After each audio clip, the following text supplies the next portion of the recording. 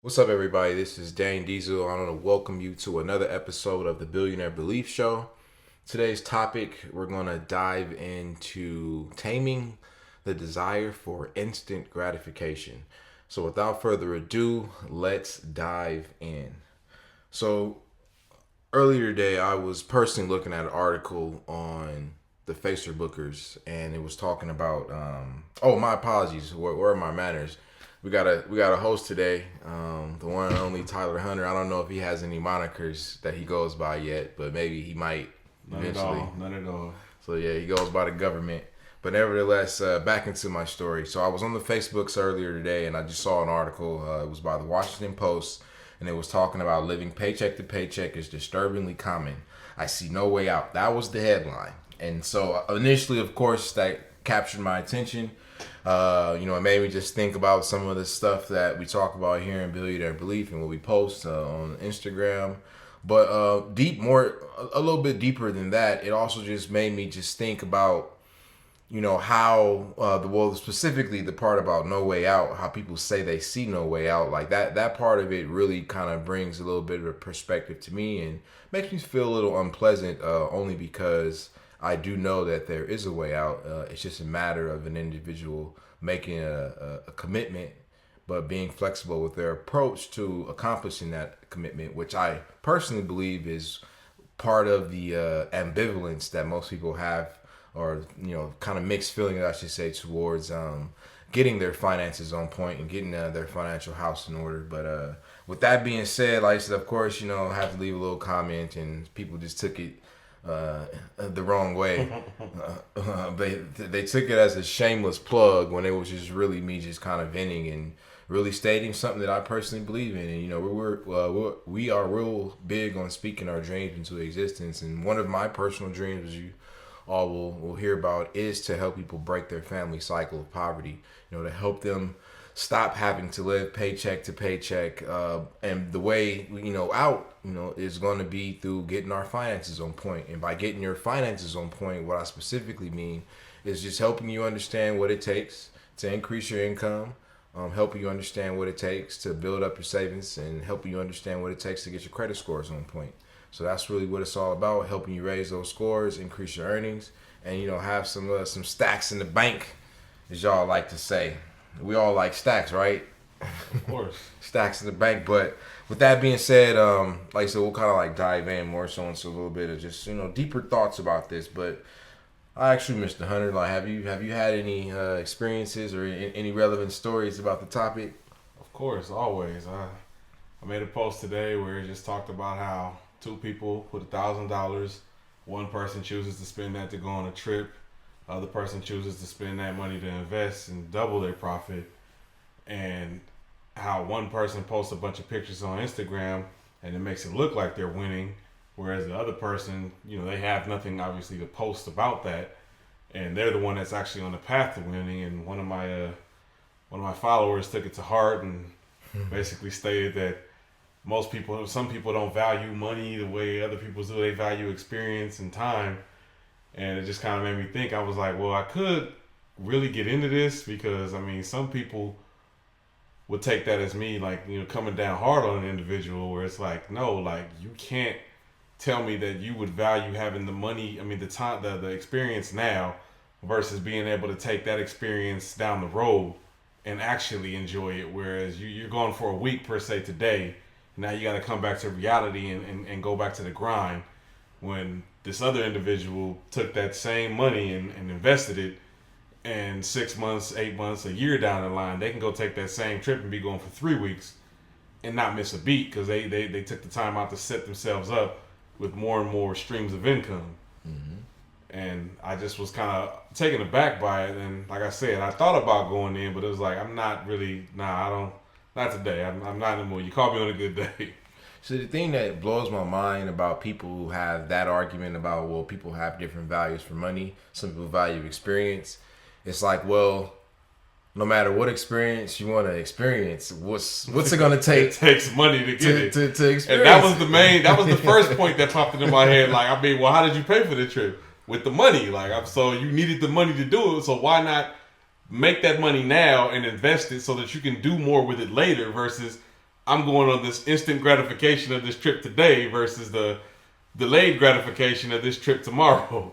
And I'll be the first to admit I do still have problems with, instant gratification, but at the end of the day, everybody has problems with instant gratification. And that is true. But at the end of the day, I believe because I am conscious of it, that is why I do take steps to make sure that I do save, that I do make sure I pay my bills on time, that I do so that because personally, like I said, by getting your finances on point and having your finances on order, what I'm starting to notice is whenever you start talking like that, people just automatically just in a sense try to virtually assault you because my theory is that they know that they need to get themselves together, but there's like anything else in life that we think is going to require a lot of effort and time. It's kind of like we'll just keep kicking this can down the road.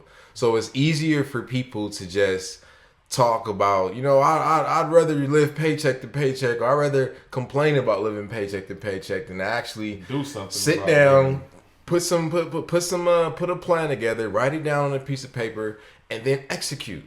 Like it's really that simple. Vision, blueprint, execution. It is really that simple. And it took me well over 20 years to figure out how simple it was, but I eventually figured it out, and now I know that I'm headed down a more productive path financially because I'm hitting those markers. My income is increasing.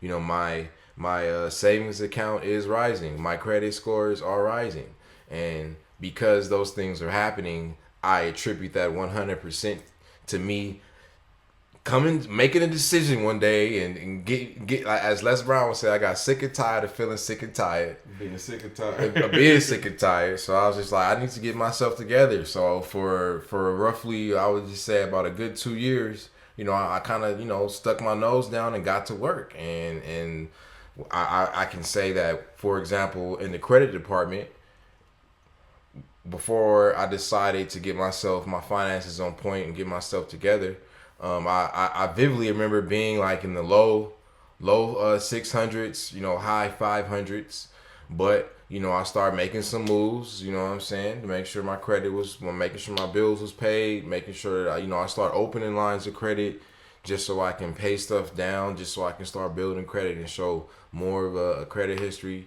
and then boom, eventually, I got some medical bills too. Some dental work I had.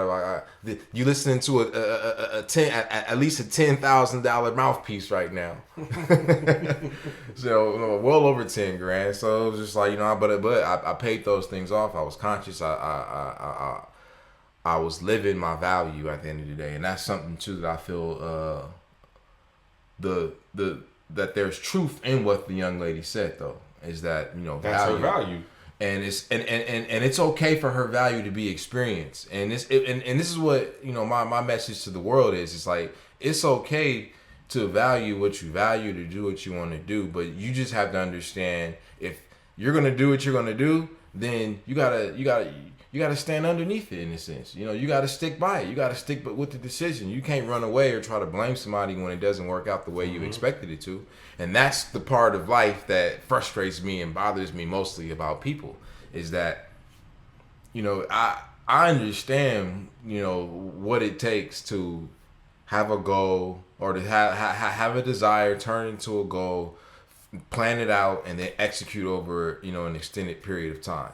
So I do realize that because of that specific experience that, there are certain things that I might just be able to do a little bit better than somebody who hasn't done that. But overall, I do also know that if you want something bad enough, you're going to be willing to do what it takes. A lot of people are perfectly capable of that because they'll make the decision like the young lady either to take a vacation, and then they'll buckle down for the 6 months leading up to that vacation. True. And put money away and forego nights out on the town, forego dinners at a restaurant, and cook at home, maybe buy a bottle and drink at home versus having drinks out with their friends. So they're capable of doing it, but again, it's about the instant gratification of I'm going on this trip in a couple of months versus the long term. I'll be in a position where I won't feel like I need to take a vacation from life because my life will be set up the way I can generate whatever I want financially and not have to be out working, busting my ass. Oh, excuse me, sorry about the language. I mean, you can curse. Let's just not curse like sailors. Like, of course, you know. Well, the stats say we're talking to, you know, men who grow up in urban environments. You know what I'm saying? So I'm pretty sure they curse words are part of the vernacular. But, you know, with my intent was mostly so that, you know, I don't want it to be to where, you know, we just cursing like sailors all the time where you can't listen to this with your grandma in the car. You feel me? Because grandma needs the game too. You feel me? Yeah. You know, mom needs the game too. And this is one of the things. Like, yeah, I definitely do steer this towards, you know, an urban male. But at the end of the day, grandma, you know, everybody else listening, baby to, sister, baby sister, brother, baby all of cousin. them need You know, that. we want them to get the game as well. And so, to your point though, yeah, I actually do have to agree with that. That yeah, people they can buckle down when they want to. So, and that's another part that makes me frustrated with certain people who and this is like I feel frustrated when people are complaining about not having something or not being able to do something. To change what's led to that. Exactly. And that's what my frustration is. Like, I love people. Like, I'm a people person, but I would be lying to you if I told you that people who complain about not having something or not being able to do something, but they themselves aren't willing to change their, and it really comes down to changing your mind. And they rather just complain about it. It's just like, no, get out of here. I'm going to give you shit at the end of the day. Let's have a pity party. Right.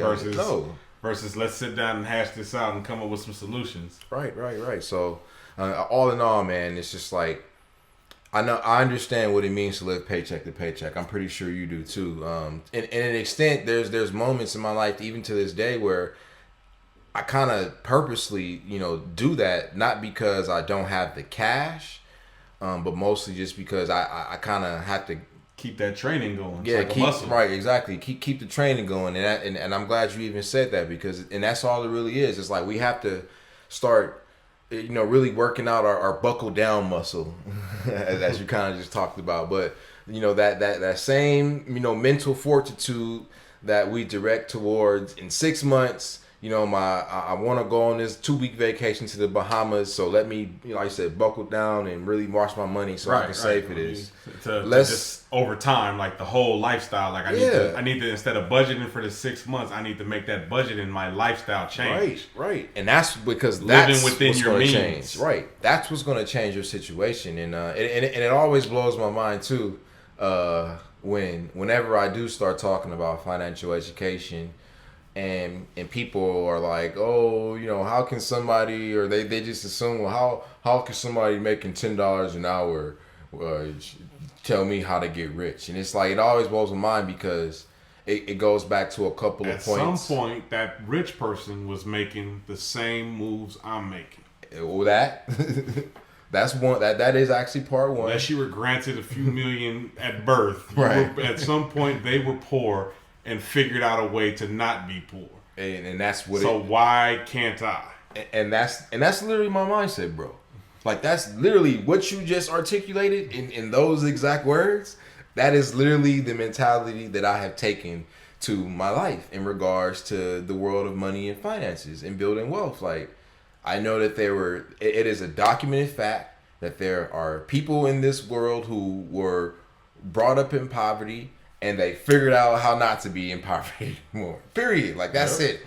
And so that's why I know a lot of people will say that, you know, I come off to them as being, you know, abrasive, aggressive, or harsh. But the reality of the situation is life is abrasive and harsh. Right. And 9 times out of 10, to keep it G with you, it's like, those are never my intentions. I'm always like, if I just never have met you and I'm just talking to you, like 9 times out of 10, I'm just coming literally from a place of love and from a place of love for this game called life and trying to win it. And I'm just really just trying, based upon maybe something that you've probably said, I'm just sharing, like I said, I'm just trying to give you the game, just giving you the basics. But I'm starting to realize, bro, that that's making people feel, you know, intimidated and uncomfortable, and they saying I'm being abrasive and aggressive toward them. But, you know, as Marcus, like my man Marcus Aurelius says, you know, if a man despises me, that's not my problem. So, like, and it's not, and it's just like, it's nothing personal. But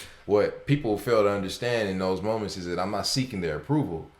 You know what I'm saying? So I'm not trying to appease them. So I'm not gonna. I like that. I'm not seeking your approval. And it's just like, it's not that I don't care. It's just that I'm not seeking your approval. I don't care to appease you, because I'm not trying. That's not my mission, to appease you. My mission is to help people break their family cycle of poverty. So that's what I'm. So whenever I hear stuff or read stuff about it, of course I'm going to comment. I'm going to share. You know, because you're obviously not saying. Well, I take that back. I was about to say you're obviously not saying it because it's a problem, but as we've kind of already, both come to the somewhat of an agreement, a lot of people just like the pity party. So they just like saying it just to like you said, oh, misery loves company, as they would say. Mm-hmm. So at the end of the day, though, the big takeaway, I want for you guys listening is just to understand that, like Mr. Hunter said, there are people who were born into poverty, and at some point in their life, through sheer force of will, they figured out how not to be in poverty anymore. And that's literally it. Period. And another key takeaway I want from you guys is to understand that point that Mr. Hunter brought up about value. Like you said, the young lady, she values experience with people. And it's like you said, there's nothing wrong with that. I value experience with people, but to me personally, my desire and value for wealth does trump my desire to create experiences. So what that ultimately means for me is that if it's a situation where I'm basically gonna think, well, if I make this decision financially, it's gonna really put me in the debt in the red zone, then it's just like, no, I'm not gonna make it. I'm just gonna have to hold off until later. Right. It is what it is. But if not, then yeah, go enjoy yourself, have fun. What's his name? I think his name is Ramit Sethi. He's a gentleman. He's a best-selling author. He wrote a book that I bought a couple of years ago called "I Will Teach You How to Be Rich," and he talks about the concept of frugality. And what he basically said was that to him, obviously, you got to keep your finances on. It's like you got to get and keep your finances on point. And I think, Tyler, like, that's a part of the money game people don't understand as well. It's kind of like they get ahead, and then we just kind of, I've done it before too. So let me not say they get ahead, and it's just like, okay, cool, we got where we want to be. Now let's go out and party. Why? Yeah. What are you celebrating? Yeah. You're celebrating the fact that you're no longer broke, but you're going to do that by breaking yourself. Right. It makes no sense. Right. I used to see that every night, bottle service. Right. Yeah, exactly. $300-$400 bottles for nothing, and it's like, what are you celebrating? Oh, just life. Okay, so what's going on tomorrow? Like, oh man, I gotta go back to work. Like, so wait, what? Right. It's just not making sense, people. And I will say it again for all those petty ones out there. Yes, have fun. I'm not saying don't have fun, but what I am saying is have fun within the boundaries of your goals. So that you set. Right, and that's the thing, bro. You gotta set it, and then you gotta maintain it. Like, we're not telling you this is how much of your bread to spend. We're not telling you that. I would never presume to tell you that. I'm sure right. Mr. Diesel would never presume to tell you that. Can't never tell you how that's to count your money, man. Right. At the end of the day, I hate when I see posts where people comment about what millionaires are doing with their bread. Like, oh, they could be doing this. They could be, but it's their bread. Mm-hmm. At the end of the day, so do what you feel with your bread. However, if you are listening to this, that tells us that you are tired of going paycheck to paycheck. Right. And it's a work in progress, and you need to set your boundaries and then live within your boundaries. Mm-hmm. So, and that's the part of financial education that I think is the ultimate beauty of it, which is why I feel it is one thing where you can legitimately hold a person accountable to it, is because, like I said, these are goals that you're setting for yourself. These are boundaries that you're creating for yourself. Like, I'm not ever going to tell somebody what they should be doing. What I will always do is share what I am doing. Mm-hmm. and suggest it to a person if they're communicating to me, if they're having a problem. If I feel I have a solution that can solve their problem, I'm going to share it with them.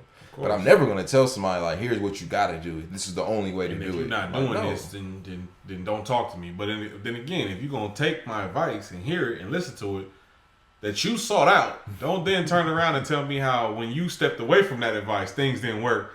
And what was that advice again? Like, that's repetitive. It's annoying. It doesn't need to happen. So you got to put the work in at the end of the day, ladies and gentlemen. And it's really as simple as committing to breaking your family cycle of poverty, and then putting the work in to the first level, obviously, you got to get your finances on point. So, like, once again, make sure you increasing your earnings, increasing your income, making sure you're building up your savings account, making sure you're getting rid of any and all bad debt that you have. We'll have a show about debt later. And last but not least, making sure that you are you're making sure you're paying your bills on time, and so that your your credit scores can rise, your FICO scores can rise.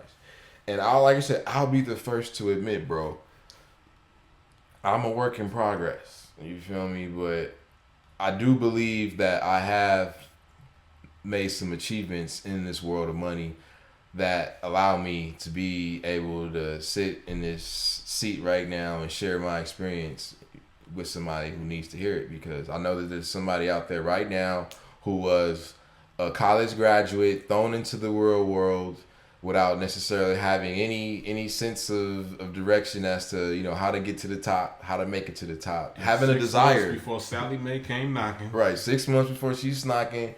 And like I said, you owe us $500 a month, and I don't even have a job yet.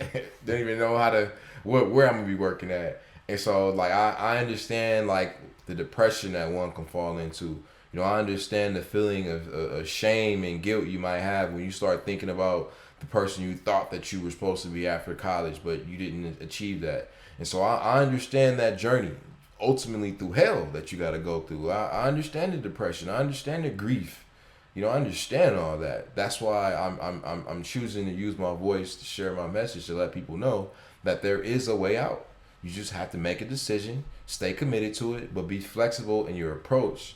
And I think personally, bro, a lot of people don't understand that about life too. It's like they think that you have to do it this one way. So, for example, if I can like make a visual representation, it's kind of like it's like if you're in Los Angeles and you're talking to an old person and you're saying like, hey, I want to get from I need to get from Los Angeles to New York. And they give you a road map from 1940 and say, hey, here's a map for you to get from Los Angeles to New York. And you're just like, nah, I'm good. Like, I got a smartphone. I'm just a GPS. And they're just like, nah, like, I've driven from Los Angeles to New York before. Here's the map that I use. This is a map that's going to get you from Los Angeles to New York. Take this map. This way will get you there. Believe me, I've done it.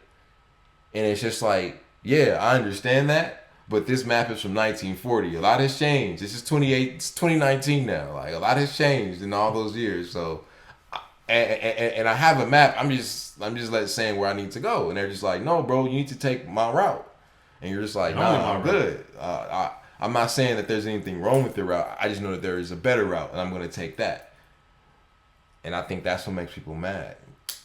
I think that's what makes them believe that their way is the only way. Yeah, I think that's part of what makes them mad and what makes them attack and feel that they need to attack because, like you said, you're kind of like disrupting their worldview. Well, that also ties into people not being able to understand that a difference of opinion is not me attacking you personally. It's just me not agreeing with your opinion or your position, and it doesn't have to become a war as a result of that. Right. And it doesn't have to be, man. But all in all, like you said, to bring it back, to tie this bow up, this little present, this gift we have, like you said, and when it comes to immediate gratification, and like you said, based on that post, if being wealthy is a state of mind, as I've learned, and it's based on a sense of value. So when you value wealth, there's actions that you have to take in your life that symbolize that value, and that goes with everything in life. But right now we're talking about money.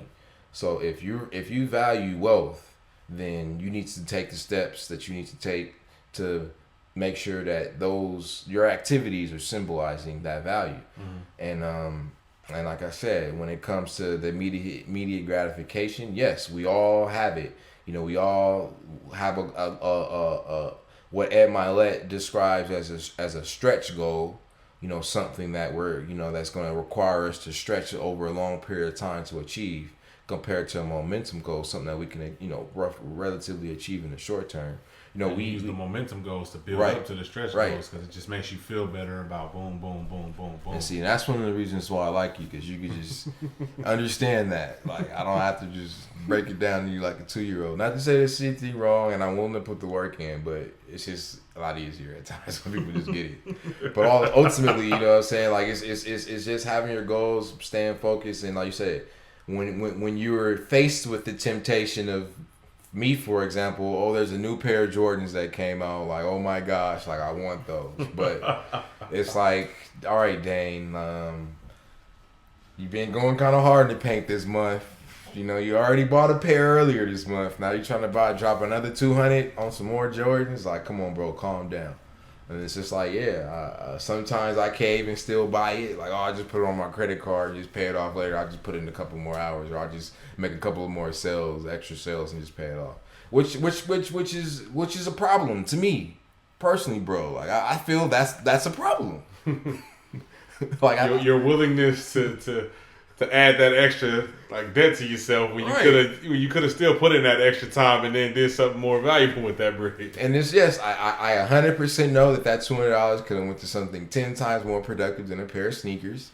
But like you said, that's my kryptonite. That like, pair of sneakers is just calling me. Yeah, like literally, it's just like I'm looking at my phone because I thought it went off, and it's like nothing happened. But then when I open my phone, it's an email. The new J's just released. See, that's your problem right there, man. Getting them J's emails every week. That is the problem. But you know what I'm saying? That's one of my vices at the end of the day. But because I know that that's a vice of mine, I do make sure I take proper steps to make sure I save first, in a sense. And that's all we need to do. Is if you want something, get it, but get it within a reasonable situation. So we will end on that note pretty much right there, ladies and gentlemen. Save first. No matter what you go do, just save first. This is a recommendation. Neither one of us have any sort of certification to be certified financial planners, tax accountants, CPA, certified public, and then that's neither one of our only experience is personal. In the schools, excuse me, ladies and gentlemen, in the schools of the hard knock, that's our only experience. That's our credibility. We're living it. You feel me? And we're, like you said, we're taking our experiences and challenges and making it do what it do. So, like, for example, one of my goals this year is to pay off the current, credit balance that I do have, which is roughly around like $3,000. I want to have it done, I think, by May. I think that's when I said I want to have it done. And I'm gonna have it done. And here's the kicker: if May comes around and I don't have it done, let's just say the goal was to pay off $3,200, but I only managed to pay $1,500. Now I'm gonna take my win. I did still cut in the $1,500 of it, but then I have to look back and say, okay, well, what was the reason why? Yeah, what can I do differently? Like, why didn't I achieve this goal? So, okay, well, I see, in this month, actually in February, my transmission went out, or I had to replace all the tires on my car, or, the stove went out. Something happened, so I had to, spend that's understandable. But now I still need to accomplish that goal, so now I got an extra goal moving for the rest of the year. But it's simple, ladies and gentlemen. You just got to be willing to put the work in. So on that note, like you said, save first. That's your major takeaway today. Another way people say it is pay yourself first. But all in all, yeah, we go make sure we get you right, get your finances on point, make sure help you understand what it's gonna take to increase your income, raise your credit scores, and build up your savings account. So any last words? Nah, I'm good. All right, look, yeah, I'm gonna have Mr. Hunter on a couple more of whenever he's available, whenever he makes himself available to us, Billionaire Belief family. We'll just have Mr. Hunter on to give us some perspective and commentary. But like I said, we're here to help you. I love you. I'm looking forward to meeting you, and let me know what you need help so we can help you become a winner. As always, make sure you follow us on Instagram at BBWCN. When you get there, don't forget to grab your free gift. It's a financial education study guide for you. And be on the lookout in your inbox for some other good treats I got lined up for you this year. As always, make it a great day. Peace.